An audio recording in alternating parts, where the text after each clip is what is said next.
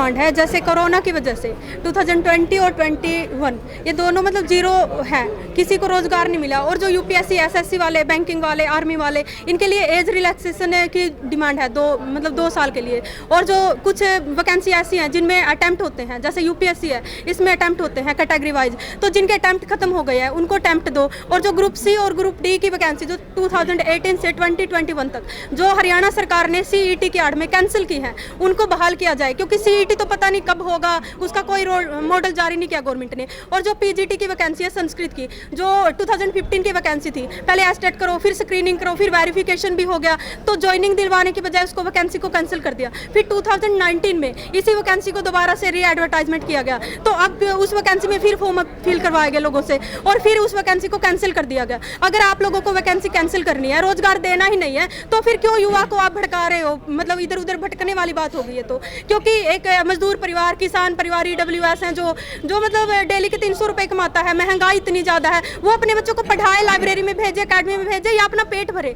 तो सरकार को महंगाई इतनी है, युवाओं को कोई रोजगार नहीं मिल रहा है। ये कॉन्ट्रैक्ट बेसिस के जो सिस्टम चला दिया गवर्नमेंट ने, डीसी रेट पे जो लगाते हैं 10 से 12 हजार रुपए मुश्किल से मिलते हैं फुल डे काम करने के लिए।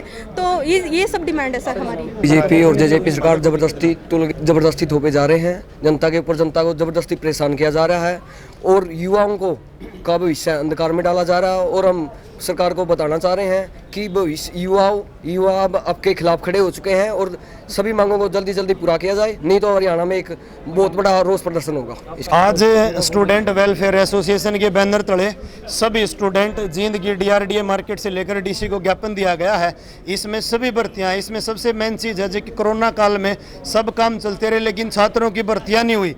जो 2 से 3 साल का जो छात्रों के साथ एज का जो गैप रहा है वो सबसे भारी होने वाला है, क्योंकि हरियाणा के अंदर की मैं बात करूं तो 2018 से 21 तक ग्रुप सी और डी के बहुत सारे फार्म भरवाए गए, लेकिन भर्ती एक भी कंप्लीट नहीं हुई। अब उनको सीईटी की ऐड में उनको दाब दिया गया है।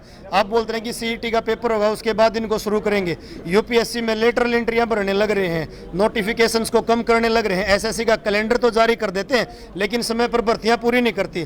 3 साल से आर्मी की रेगुलर भर्ती हुए पूरे 3 साल हो गए हैं। आर्मी का नौजवान 18 से 21 साल तक लगता है। 3 साल के अंदर ये लगा लो कि इस सरकार ने एक पूरी की पूरी 3 साल की उम्र का नौजवानों का कत्ल करने का काम किया है, जो कि भर्तियां नहीं करी।